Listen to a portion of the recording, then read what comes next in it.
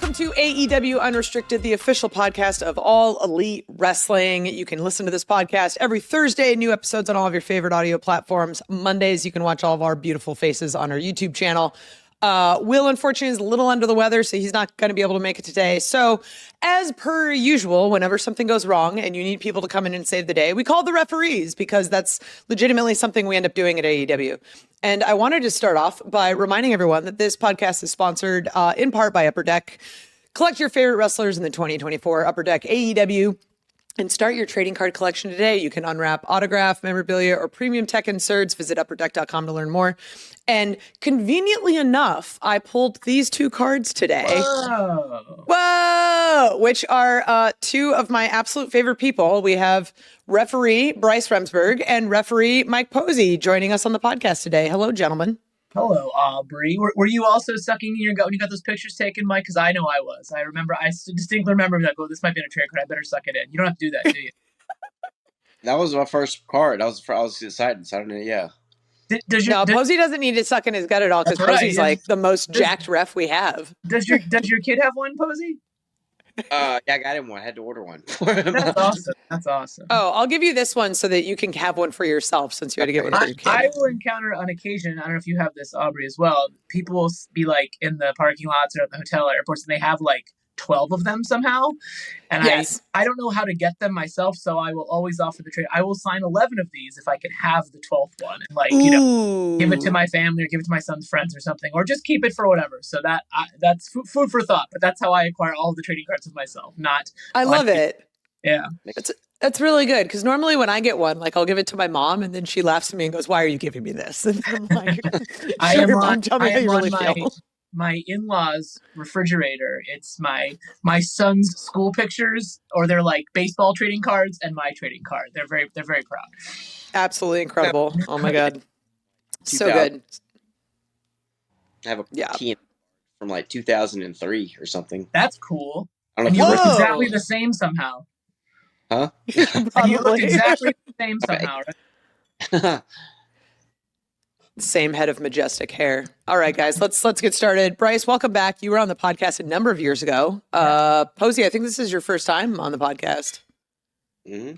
Yeah, so very exciting, little fun. We're actually 3 of the referees that are going to Australia coming up. So who all is looking forward to that travel day? I am looking forward to being in Australia.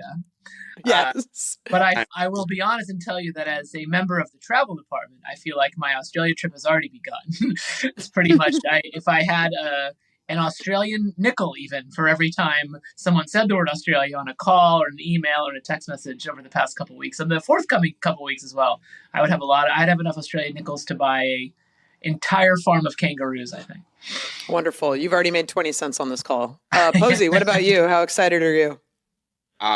I have a nighttime flight, so I'm planning on sleeping, hopefully.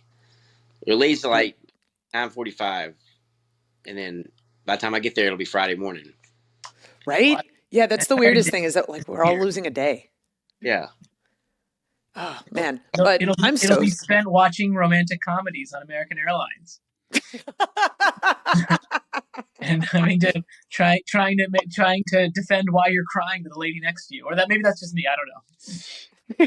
Tell me what you really do on a plane, Bryce. On the way to Japan, I had all this like intention of doing work, and then I was too excited to work, I guess. I don't know. I did a little bit of work at the airport, and I watched a 4-part Pete Rose documentary, a 3-part Lollapalooza documentary, and the Saturday Night Live movie from last year, the like making of the movie. So. Mm-hmm.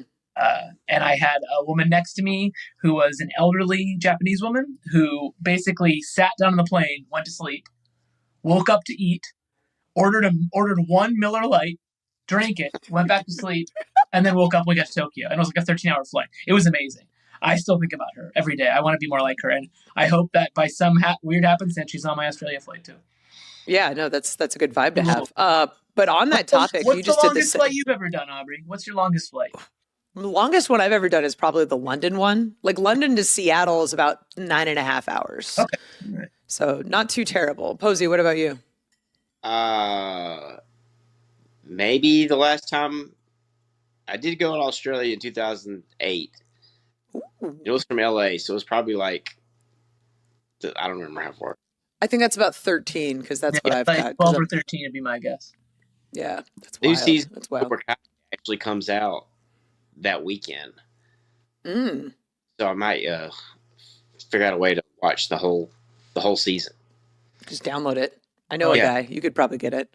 But on that note, Bryce casually mentioned that he was in Japan, and that's one of the things I wanted to ask about because there was a big weekend. There was Wrestle Kingdom, there was Wrestle Dynasty, large number of shows, but then you also had the chance to work at a number of other Japanese promotions while you were out there. So what was that whole experience like? It was incredible. It's like in a weird time. It's like right after Christmas, right after World's End. And so it felt like forever away. Then all of a sudden it was very imminent. And this is how my brain works. I was so excited about it. I was trying to minimize my excitement because like, there's no way this can live up to the hype in my mind. But it did. And it was, everyone was, and it is really a testament to the worldwide power of AEW, because, we were met with welcoming arms, both as a member of the AEW office and an AEW referee. Everyone was just completely kind to me. They had a tracksuit they gave me as a gift at New Japan. And, it was, and I came home and I was like trying to think, I was like, that was, one of the best wrestling trips I've ever been on. And then I couldn't think of one better. I was like, oh, maybe that was the best wrestling trip I was ever on. Yeah. Stayed a couple extra days, do some other stuff, worked for DDT, Tokyo Joshi Pro, and Choco Pro, which is Emi Sakura's. She kind of runs it in basically an apartment in Tokyo. Right. And it is, something that I had seen on YouTube and was very interested in, but the live experience was second to none. And, they took us out to dinner afterwards, and everyone was just, all very, very excited that I was there, and we were there, and AEW was there, and to get to do it with some of the AEW stars, and, walking into the Tokyo Dome and, Kenny Omega being excited that you're going to ref his match. It's just this weird, wild, right? Right. Situation I never thought I'd be in when I was watching Kenny Omega at the Tokyo Dome on my phone before AEW even existed. So, just crazy, out of this world, out of this imagination bucket world stuff. And I was treating it like I'll never ever get to go again because it took me 22 and a half years to get there. So I'm no stone left unturned. I was only in the hotel to like do a little bit of work, FaceTime on Wi-Fi, and sleep. But I was just like, I wanted to leave no stone unturned, and had an incredible trip. And I am just about reset from it. Now I'm going to go to Australia in a couple of weeks. Right. It's really cool. Did you go to Riviera Steakhouse? I did go to Riviera Steakhouse. I went with Dustin Rhodes. Doc Sampson, and Masa, who's a local sponsor fellow. He set up the visit. And both of us had our egos checked in different ways. One, we were waiting in line. There was a 25-minute line. It's outside. It's very small. There's like 4 tables inside. It's very small. And, Moss went up to the front, like, oh, well, Dustin Rhodes was here. Maybe we could, they're like, yeah, that's the line. Get in the back of the line. I said, okay. And then we got in, and Dustin would laugh at this, I think, if he were here. We had a lovely meal. They took good care of us. They brought Dustin his jacket, and Dustin very kindly said, this is my friend Bryce. He's a referee for AEW. It's his birthday. Do you have a jacket? Is it possible you get a jacket for him? And they go, maybe no. I said, okay, that's it. That was it. And it was almost funny to me. I was like, oh, that's it. And I said, that's all. Dustin, you tried. We go back to the hotel. We called it a day. Had a lovely meal. It was great. You almost want the story more than the jacket. Right. That's pretty dope. Yep, that's my story. That's all there is to it. Fair enough. It's pretty incredible. But my favorite part of all of that is I tell you a lot of times, and not enough, that I'm extremely proud of you. But thinking back to that one weekend where you reffed Invisible Man versus Invisible Stan on the Indies, and then seeing now you're in the Tokyo Dome catching Kenny Omega on a dive, to see the growth of you and literally everybody else on our ref team over the last 5, 6, 7 years from where they came from has been absolutely incredible. Yeah. It can't be, and I think I can speak for all 3 of us and all 7 of us really. sometimes in like the day-to-day frustrations and getting up for an early flight, and there's, being some hassles and frustrations in the travel from whatever, it is easy to lose sight of the fact that Tony and AEW changed our lives forever and ever and ever. And God forbid an asteroid hits the Earth tomorrow. We have had experiences and the opportunity to have experiences that for one, I was on the Indies 17 years. I never ever thought possible. Like every like barometer has been like the bar just keeps raising. I don't know how high it can possibly. Wembley Stadium, Arena Mexico, the Tokyo Dome, all these different states and opportunities, and working with all these Hall of Famers and working with all of you. It's just, I can't, I don't know what's left in it. And I try to use that as a barometer and perspective to when days get a little frustrating and something is not up to snuff. It's not perfect, but nothing is. But, our lives have been changed irreversibly forever. And that is, we are very, very fortunate. And I have gotten to know both of you better, and we're talking about it on a podcast now, so it's not all bad. Right? It's wild. It's wild. Yeah. It's AEW. It's a wacky place, and it's easy to get caught up in all the negativity that people talk. You just remember, like, it could be worse, and we could absolutely, we could not be there. And like, and one day I could still be soullessly doing a job I don't really care about when I was thinking about wrestling. Now I get to think about wrestling in my job, and my job is wrestling. Like, and one day we're going to be able to look back and say that we were there and did, all the ins and outs of it. Yeah. And for anyone listening to this, this is something that's kind of come has crystallized for me in the last 5 or 6 years. Like, take all the pictures.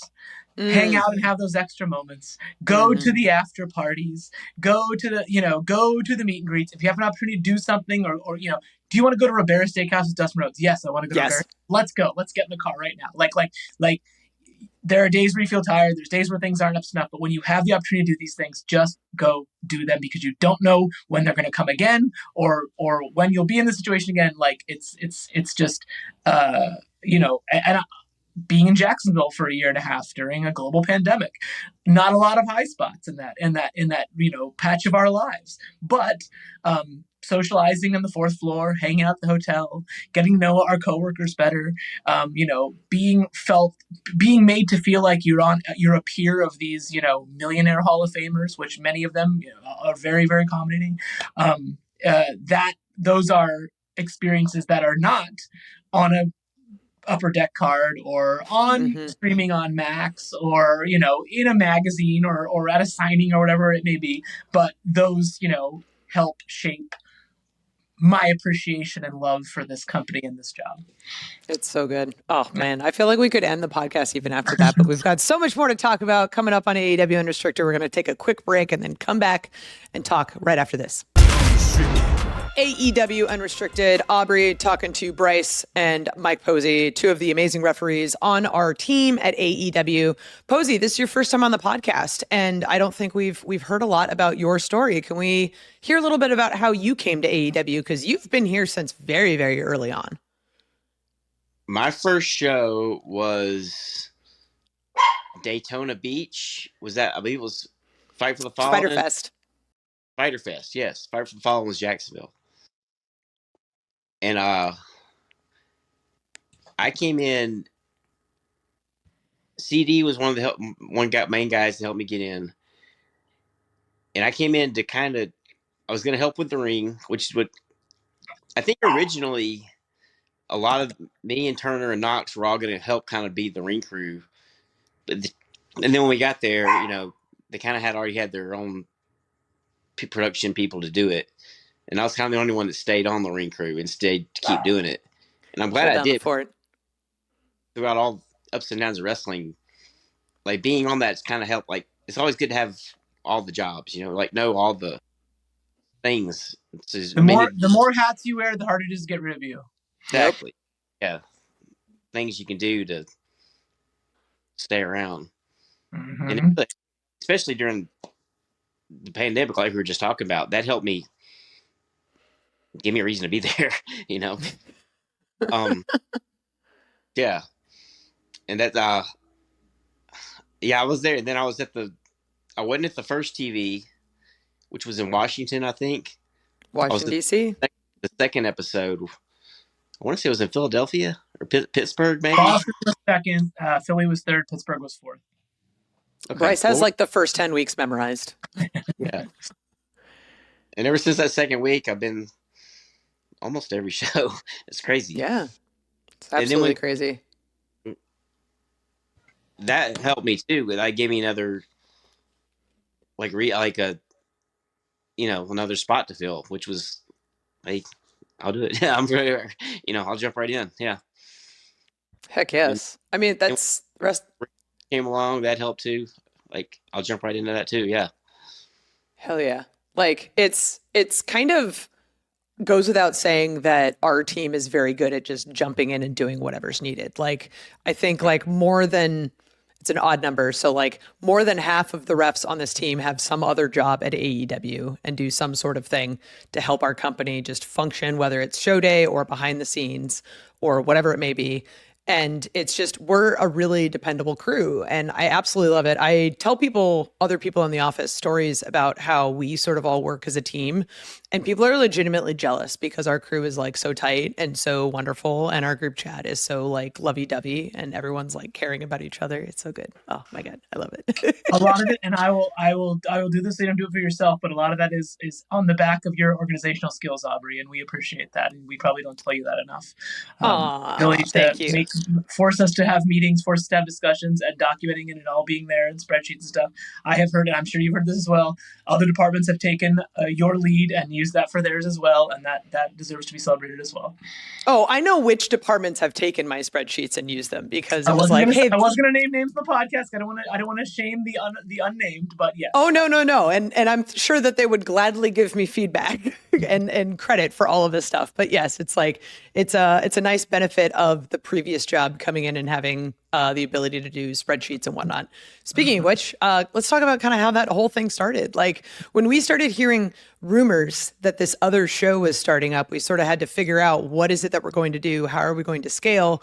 How are we going to manage ourselves? And one of the things I like about our team is we just said, screw it, we're going to manage ourselves and figure this out. We're not going to wait for anyone else to tell us how to do it. And I feel like we still kind of do that system to this day. Bryce, I remember sitting down in the arena and having the conversation of like, okay, who's on Dynamite? Who's on Collision? Who's willing to be on both? Like, what's the flexibility here? What was sort of that like for you, learning that we had another show and we were going to have to sort of divide and conquer a little bit? I will, with all due respect to all of the other 6 referees, my first thought was the travel job side, because it was essentially there, in some form or fashion, our work was doubling, just to put it bluntly. We're going to have twice as many events, and now instead of everyone coming here, we'd figure out who goes where. And it took some time, but we figured out a rhythm. And a lot of it, again, was like you talked about. I'm sure this is true at many jobs. If you are waiting around for guidance, you might find yourself behind the 8 ball. But if you put your heads together and figure it out and just get moving on a plan and be open to, constructive criticism, and if you have to pivot, you'll pivot. But taking the reins and starting to run with the dogs, is kind of what the travel department had to do, and is what the referees had to do. So once that piece was starting to come into vision, and we were able to get some backup on the travel team, one of which is our friend Stefan, who's not with us today, but that was where he came on to the travel Pivotal. team when we added Collision. Pivotal. Yeah, absolutely. And then it was kind of like, well, yeah, we live in Aubrey and Knox are on the West Coast. Stefan's in the middle. Posey and Brenner are kind of in the Southeast. Me and Paul are kind of in the Northeast. So that helps a lot right there. Like now you can draw up some diagrams and we can find ways to make our lives a little bit easier, make the flights a little bit shorter, and save the company some money. When we're out West, that's usually an Aubrey or Knox production. When we're out in the Northeast, that's usually a Paul or Bryce production, et cetera, et cetera. We figure it out. We make it work. We have enough notice to plan our lives. Posey, I hope you don't mind me saying you have a child. I have 2 children. Paul's got a child, and that is taken into account. Marriages, birthdays, partners events, etc. Because we have a team that is so flexible and communicative, we are often able to work around those. I'd say almost always able to work around those, and that these relationships and our ability to work together as a team did an incredible amount for my anxiety. As far as like being, oh man, am I gonna have to be away from home twice a week? Am I gonna have to do this and this and this? Am I gonna, all these extra things? Knowing that I would get a vote and would be able to have a conversation about when and where I go to work, which I do, we all do, was an incredible boost for my calm and my vibes. And it's been 19 months at this point since Collision started. We did 104 shows last year. I don't think any of us missed a show we were meant to be at. I think we got there and made it happen in every event possible. There have been injuries, there have been snowstorms, etc. But the beat has gone on. We have never left the referee crew underrepresented or underprepared, I feel like. And that speaks to all 7 of us. And again, especially your organizational skills, Aubrey, especially for me. I just find flip that. I can't do it, or I would. You can't flip the hair. I can't. On show days, sometimes when there's, a snowstorm or an exceptional amount of travel stuff going on, or a big international trip coming up, I sometimes have to force myself to flip into referee mode. And sometimes it's 7 o'clock or 7:30 or 7:45, or sometimes I change after Dynamite starts. But the reason I have such, I feel okay with that at the end of the day is because I know I'm in good hands. Someone else is going to be there to pick it up if I'm not there, or someone else is going to give me an answer that I need, or someone else is going to tell me, fill me in on something, or somewhere where we have to be at some part of the show. Someone else is always helping carry that bag, and that is incredible for peace of mind and, again, anxiety. Mm-hmm. No, I mean, on that topic, like you mentioned anxiety, like I lost one of my cats on January 1st last year. And I was an actual emotional wreck. And it was the first time I ever called out of a show, like last minute. And quite literally, Paul says, "We got you. We'll make it work." Text Stefan, who's available, and gets on a plane and goes to New Jersey. And it was like, that's such an awesome thing that we can do as a team, that when one of us has something happening in our lives, someone else is willing to fill in, no questions asked. And from that, we've seen a lot of people grow and excel. And one of the things I really love is seeing like the Saturday guys who hold it down. Like you've got Stefan and Posey and Brandon, who are like consistently our Collision guys.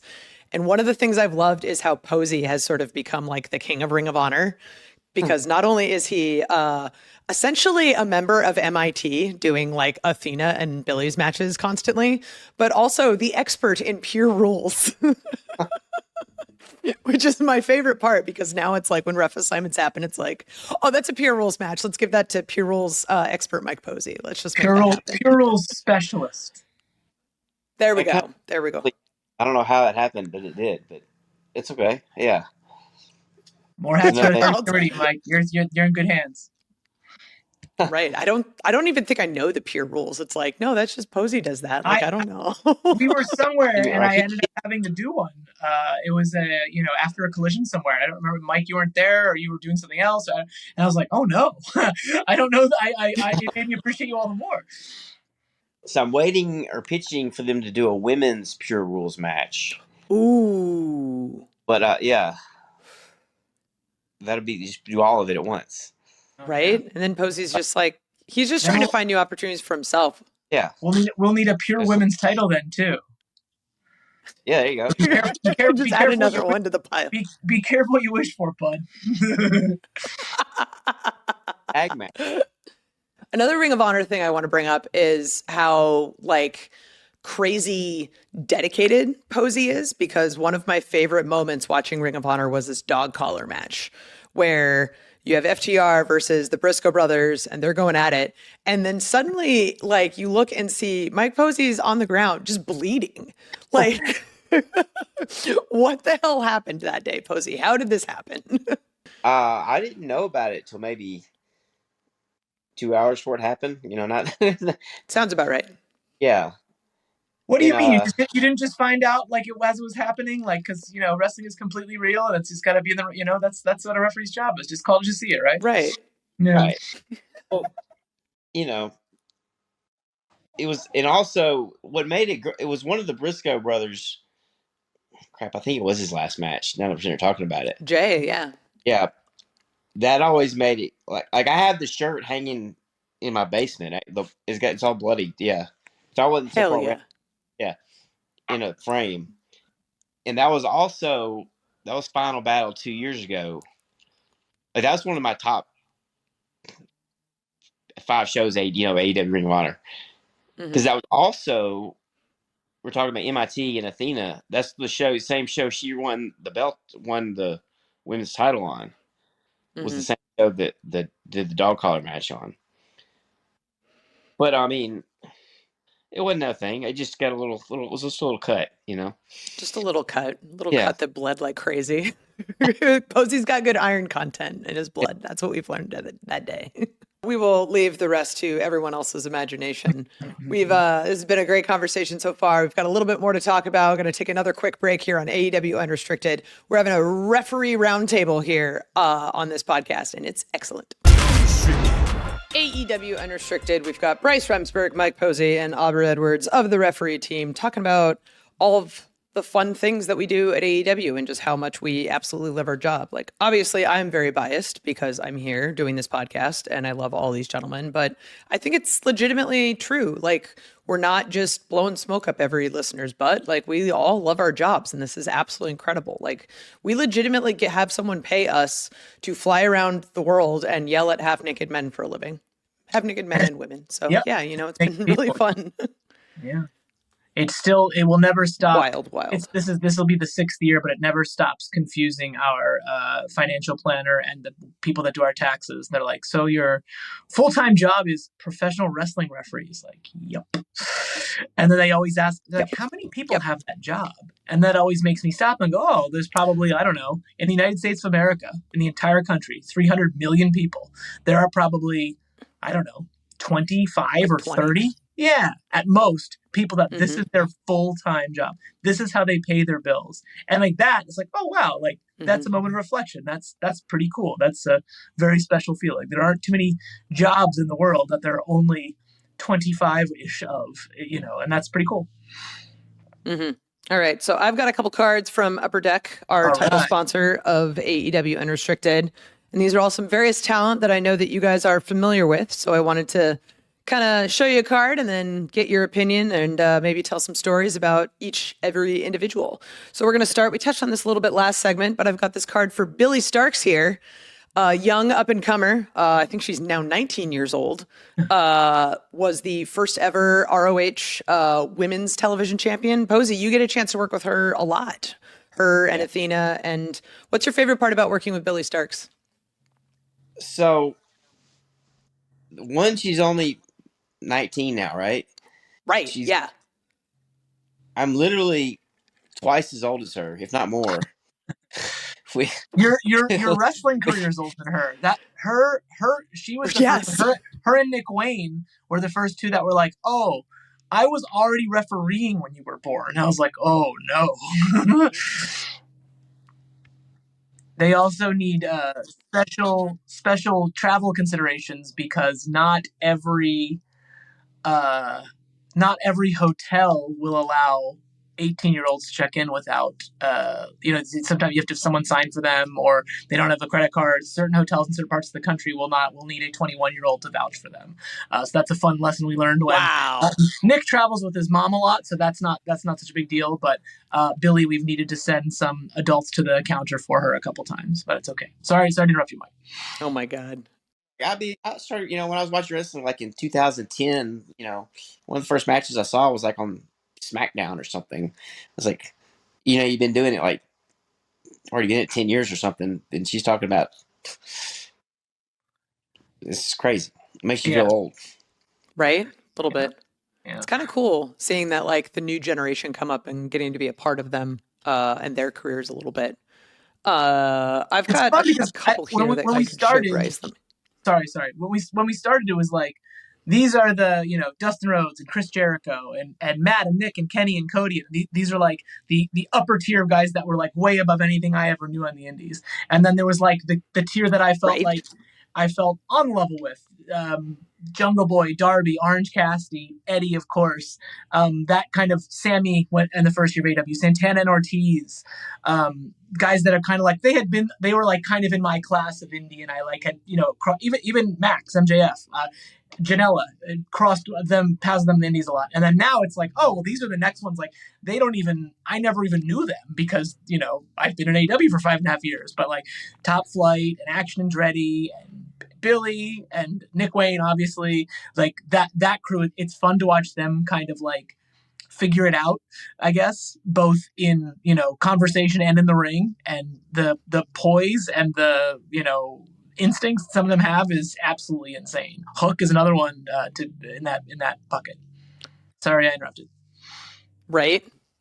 Oh, no, it's all good. But on that topic, one of the guys that's been here since day one, I've got this Jon Moxley card right here. Oh, yeah. And I know Bryce has had some recent experiences with him, both recent and not so recent, because I know you worked with the Blackpool Combat Club a lot, and you've also worked with Jon Moxley as he's been in main events with this guy, Orange Cassidy, who's a good friend of yours. Mm-hmm. So what was it like working with both Jon and Orange? Because obviously they have very, very different backgrounds coming into wrestling. I was on an indie show with Jon Moxley and Orange Cassidy in 2006. There was a Jakar show. They were both on the event. And we have talked about that. The three of us have like put that together, that we were all in the same building at the same time at the Hellertown American Legion Hall in July of 2006, which is crazy. But it is remarkable. And I think this is kind of, I'm not sure everybody would understand this, but to me, that's kind of the beauty of wrestling. I would have never been friends with Eddie Kingston if we worked together at 7-Eleven or Starbucks or whatever. Like, we would not have, let me rephrase that. We would not be in each other's lives if it weren't for wrestling. I would not have run into him at a party in college, and I would not have been in his circles of his friends in New York. He would have been in my circles in, suburban Pennsylvania. So wrestling is our through line. Wrestling is our like love language. That's like where we meet. And I think Orange Cassidy, the character and the person, has a version of the way he approaches wrestling, and Jon Moxley, the character and the person, has a different variation of how they look at wrestling, but together, it's kind of beautiful though. Like they found each other's strengths, they found each other's weaknesses, and like those are two people on paper you would not think have great chemistry, but I think they do, and I believe they enjoy wrestling each other deep in their heart of hearts. They might not say it now, and that is kind of the beauty of wrestling. And if you think about it, the only way that they would have truly crossed paths in wrestling, not to say Jon Moxley would have gone out and had a crazy indie run after WWE, very possible he would have done that, but it is a testament to what AEW has done for wrestling to put guys like that in the ring with each other, to put, Orange Cassidy and Eddie Kingston are my go-tos because I have known them forever, but they are not, they wouldn't stick out at a WWE tryout, let's say. But AEW gave them life, gave them a job, gave them a platform, gave them the ability to show the world what they can do and how talented they are.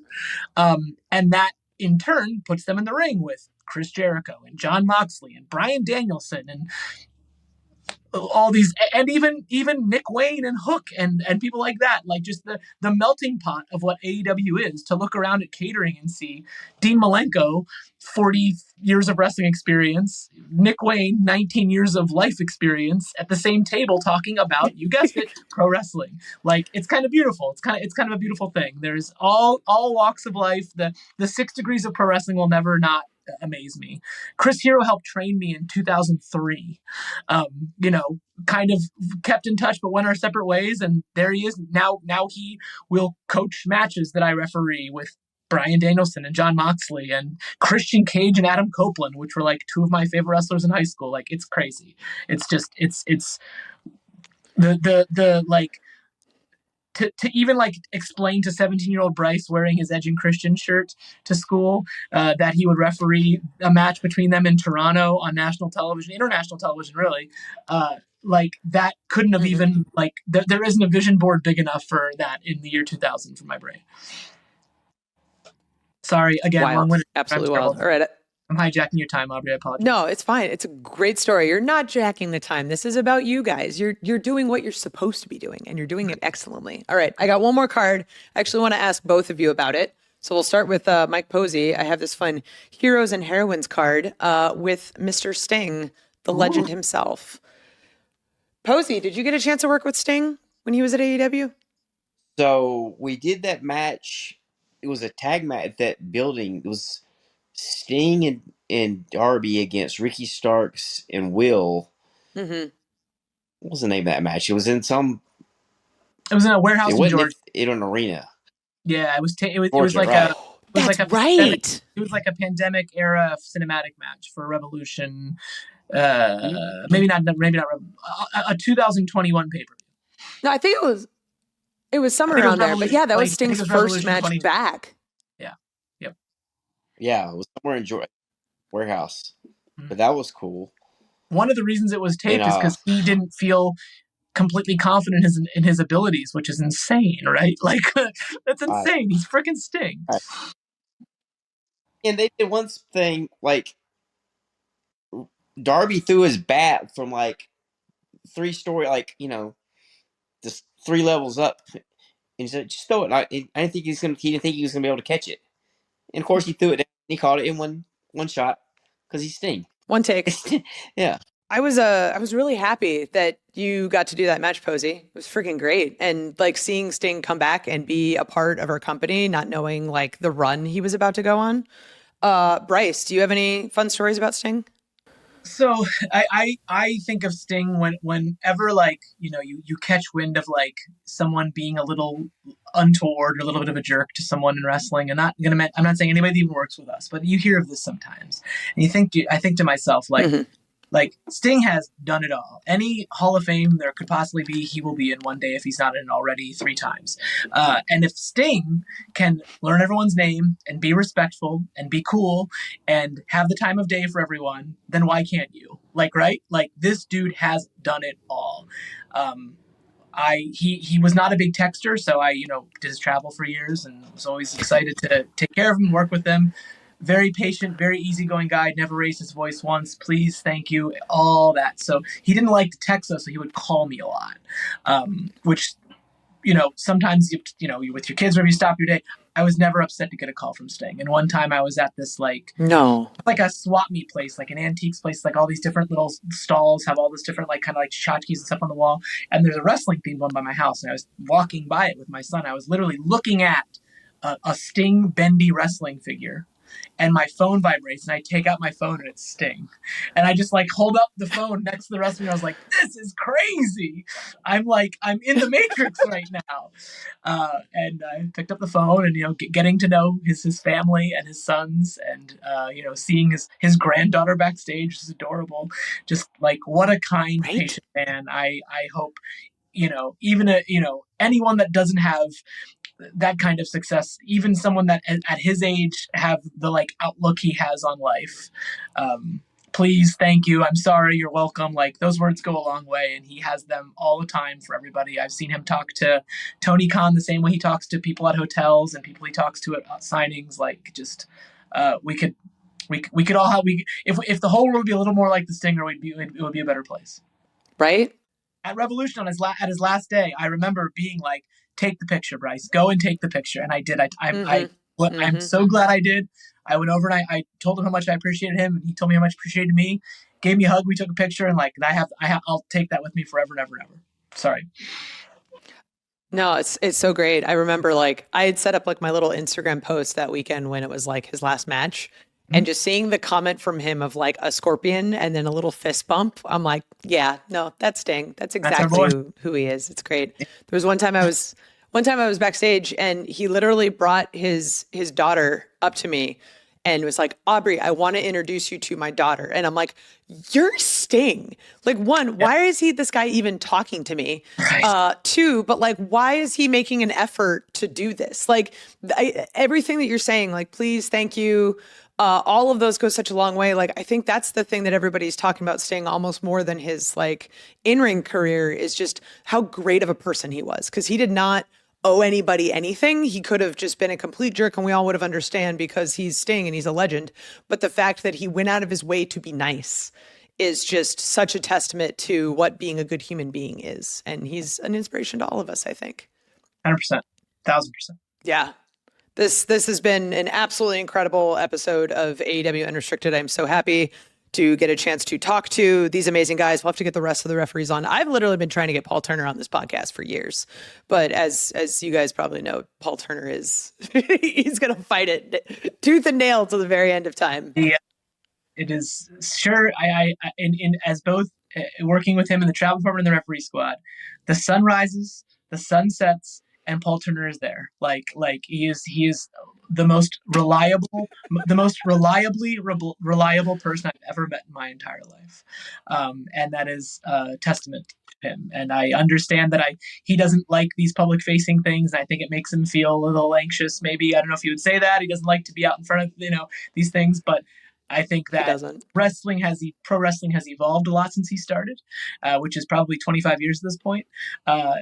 There was a school of thought probably when Paul and Knox and me to an extent started, where it was like, oh no, you're this guy, you're in the background, you don't smile, you don't react, and I think that AEW and this team as a whole has made some strides in kind of evolving out of that. I mean, look how much wrestling evolved in the last 25 years. Look how the differences in pro wrestling, that you see on television in the last 25 years. Why can't how a referee acts and conducts themselves evolve as well? And I think a lot of that is you, Aubrey, and a lot of that is us all together. And I know that, the two of us might hear about it online once in a while, but those aren't our bosses and those aren't the people writing the history books. Once in a while, but those are not the opinion. Those are not the opinions I'm going to let matter in my life. I'm going to let the opinions of my coworkers and my co-referees and my friends and etc. carry more weight, and that's not always easy. But I think that's a testament to our squad as a whole, and when you get out the giant scroll of the way AEW changed pro wrestling, we look back on this, that might be towards the bottom, but it should absolutely be on there, I think. But it's a bullet point. It's definitely a bullet point. There's those moments you'll of sure they're ranked appropriately on the spreadsheet. We'll make sure it's bold and italicized. I will make sure it's color coded based on priority so that we can reference it and sort it properly in a pivot table later. It's really great. I'm glad you said all of that because there are people that are very critical of referees, especially our crew, quite a bit. But at the end of the day, we get to work with these incredible legends, and we get to work with a guy that changed wrestling, and it's been absolutely incredible and so wonderful. And God, I love getting to work with you guys so much. I appreciate it. I appreciate that you guys were able to join us on this podcast today and tell us all these amazing stories. Thank you so much to everyone who tuned in to AEW Unrestricted. Reminder again, AEW Unrestricted is sponsored in part by Upper Deck. Collect your favorite wrestlers in the 2024 Upper Deck AEW and start your trading card collection today. Unwrap autograph, memorabilia, premium tech inserts. Visit upperdeck.com to learn more. You can listen to and follow this podcast, AEW Unrestricted, on Apple Podcasts, Spotify, wherever you get your podcasts. Look at the video episodes to see both representatives of Club Hair and Club Bald from the referee squad. Just go to our AEW Unrestricted podcast channel, hit the subscribe button so you never miss an episode. And are you an AEW insider? You can get access to ticket pre-sales, personal merchandise, more straight to your inbox. Sign up today, AEWTIX.com. And don't forget, you can see these gentlemen and more on AEW Dynamite on TBS, Wednesdays at 8 p.m. and streaming on Max. You can see AEW Collision, where Posey's holding down the fort, live every Saturday on TNT. You can stream ROH, again, where Posey's holding down the fort.